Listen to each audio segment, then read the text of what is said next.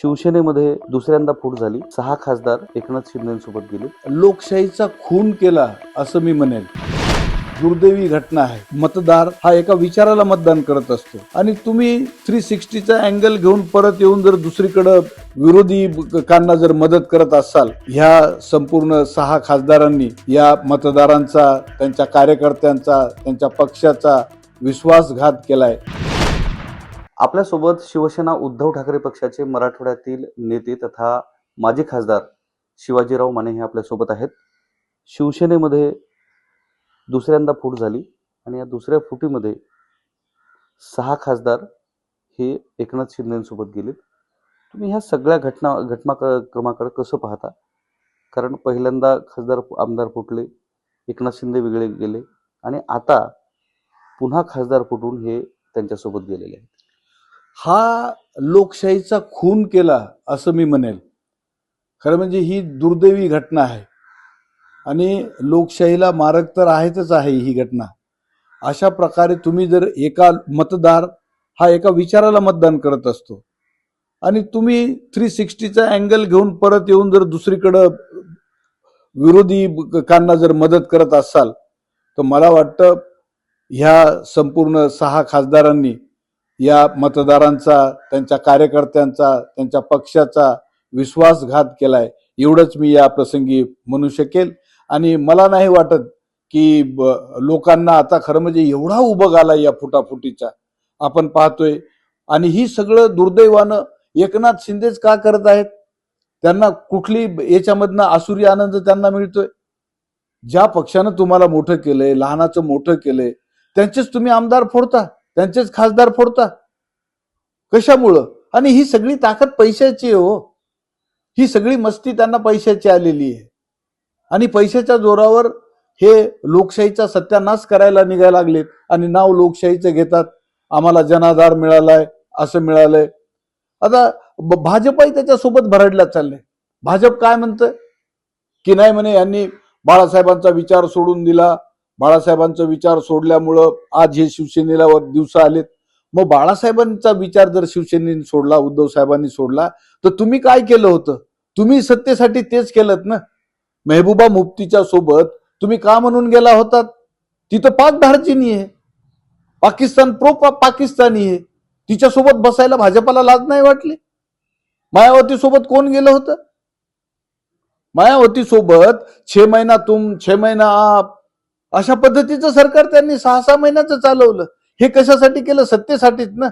त्याच्याही पूर्वी तुम्ही अगोदर एकदा जनता दल नावाचा तुमचा पक्ष होता, त्यावेळेस भारतीय जनता पक्ष नव्हता, त्यावेळेस तुम्ही काय केलं? केंद्रात तुमची सत्ता होती ना, तुम्ही सत्तेसाठीच गेला होतात ना. हे सगळं सत्तेसाठी चाललंय. हे आज जे शहाणपणा शिकवायला लागली भाजपा की विचारधारा बदलली, अमुक बदलली, काही नाही. यांना फक्त उद्धव साहेबांचा सूड घ्यायचाय, त्यांना नेस्तनाबूत करायचंय. मातोश्रीचा तुम्हाला सांगतो, बाळासाहेबांचे विचार महाराष्ट्रातून त्यांना नष्ट करायची, एवढंच त्यांचं चाललेलं, दुसरं काही नाही. मतदारसंघासाठी विकास निधी न मिळत नसल्या कारणानं आम्ही पक्ष सोडतोय असं त्यांनी कारण दिलंय. आपणही खासदार होता. एका खासदारासाठी किती निधी मिळत असतो आणि त्याचा खर्च कसा करावा असतो आणि वाढीव निधी केंद्राकडून कोणत्या स्वरूपात मिळत असतो? अहो, मग निधीचं कारण हे तुम्हाला सांगतो, उगाच लोकांना दिशाभूल करण्यासाठी त्यांनी केलेले.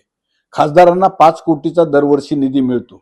5 वर्षाच्या काळामध्ये त्यांना 25 कोटी रुपयांचा निधी मिळतो आणि हे 25 कोटी रुपये हे तातडीनं जिथं गरज आहे, जिथं एखादा फ्लड आलाय किंवा शाळाच पडलेली आहे तिथं, किंवा पाण्याचीच गरज आहे, उन्हाळ्याचे दिवस आहेत, मग शासनाच्या योजना मंजूर कधी होणार, काय होणार, प्रशासकीय मंजुरी, टेंडर निघणं, ह्या सगळ्याला बायपास करून ताबडतोब आपण कुठं काय करू शकतो, तर त्याच्यासाठी हा खासदार निधी वापरण्याची मुभा तुम्हाला असते.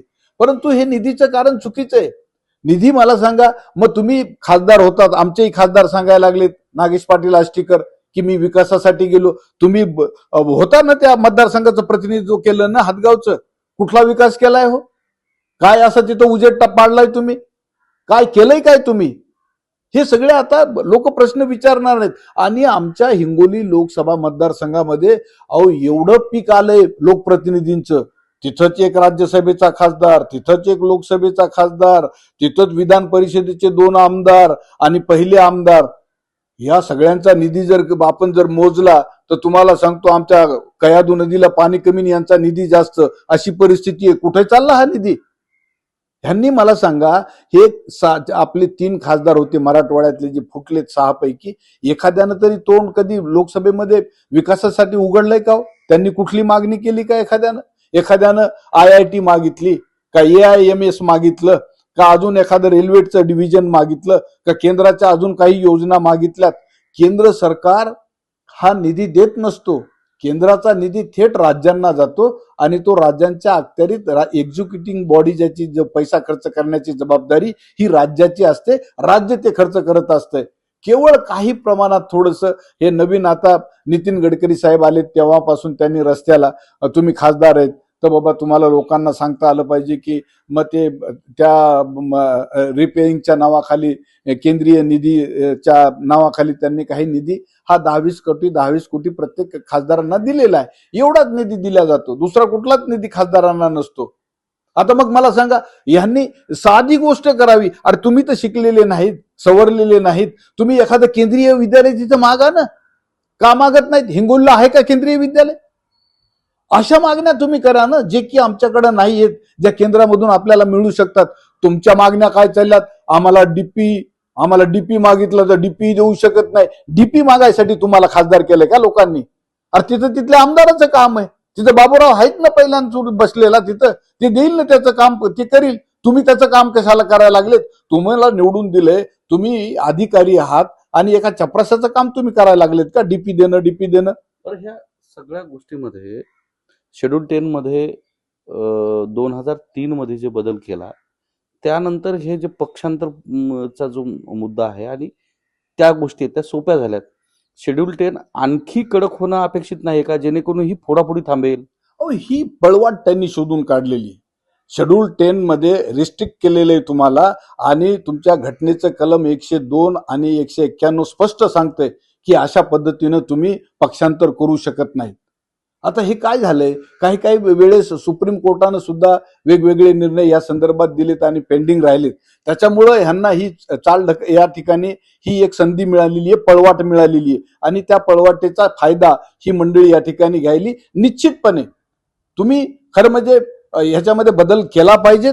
पक्षांतर कायदा अधिक कडक केला पाहिजे. आता मतदार हा काय करतो, त्याच्या विचाराला मतदान करत असतो. आता हे 6 जण निवडून गेलेत म्हणजे काय मतदार थोडीच सोडून गेलेत? मतदार हा शेवटी परभणीच्याही मतदारांनी आणि हिंगोलीच्याही मतदारांनी दाखवून दिले. आमच्या इथून पहिल्यानं तुमचे परभणीचे खासदार फुटून गेले होते अशोक देशमुख, त्याच्यानंतर हिंगोलीचे विलास गुंडेवार गेले होते. त्यावेळेसची परिस्थिती वेगळी होती. त्यावेळेस नरसिंहराव सरकार अल्पमतात आलं होतं. त्यानंतर तुकारामजी रेंगे गेले होते, त्यावेळेसची परिस्थिती वेगळी होती. त्यांचं आण्विक जे बिल होतं, अणुक्षेत्रामधलं एक महत्वाचं बिल होतं मनमोहन सिंगच्या काळामध्ये, त्यांना मतदान मिळत नव्हतं, अल्पमतात ते सरकार होतं, आणि म्हणून त्यांनी त्यावेळेस ते बदल केले. आज तुम्हाला पक्ष बदल करण्याची गरज काय होती? एवढं आसुरी बहुमत आहे ना मोदीकडं, सगळं मतदान आहे ना. तुम्ही तर आता 2/3च्या नादी लागलात. 2/3 बहुमत तुमच्याकडे असताना तुम्ही अजूनही पक्ष फोडत आहात. बरं, हे सगळं होत असताना मराठवाड्यामध्ये किती असं आहे की ज्यांनी शिवसेना फोडली, त्याच्यामध्ये परभणी आणि हिंगोली लोकसभा, त्यांना पुन्हा गुन्हा लागलेला नाही. यांच्या बाबतीत पुन्हा तेच होईल ज्यांनी शिवसेना सोडली? बिलकुल. मतदार हा शेवटी त्यांच्या कोर्टामध्ये गेन जाणार आहे 2029ला, ते ठरवतील. अहो खरं तर ह्यांना एवढा आत्मविश्वास आहे आणि यांना एकनाथ शिंदेना जेवढा कॉन्फिडन्स आहे की बाबा आम्हाला विकास करायचा आहे किंवा हे करायचंय, तर तुम्ही तुमच्या ह्यांना राजीनामे द्या म्हणाव ना 6 जणांना, आणि पुन्हा निवडून आणा ना. बघू तुमच्यात किती धमक आहे ते. तुम्ही म्हणताय ना सगळ्या उद्धवजींना तुम्ही हिनवायला लागलात ना, असेल हिंमत तर मग यांचे राजीनामे घ्यावेत, पुन्हा निवडून आणावं. आम्ही तुमचं कौतुक करू, जनता त्यांचं कौतुक करेल.